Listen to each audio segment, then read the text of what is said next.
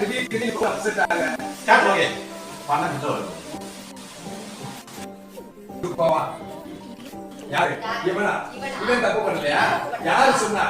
பாரு, ஏய் அந்த கௌதம இருந்து காப்பாத்துறதுக்கு தான் நீங்க உன் கழுத்துல தாலியே கட்டினா. அப்புறம் என்னடி கோபம்? ரொம்ப பெரிய தப்பு. அது சண்முகத்துக்கு புரியுற வரப்ப அதான் நடக்க போகுது. அதுதான் நடக்க போகுது. இது மேல அந்த முட்டாள் எப்படி அண்ணா எனக்கு என்ன சொல்றதே தெரியல. அவர் கூப்பிடுறாரு, நான் கிளம்புறேன். அம்மா நீங்க வந்து பாக்கமா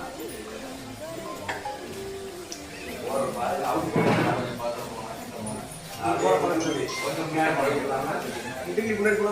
இதுக்கு மேல எனக்கு இங்க எந்த வேலையும் இல்ல.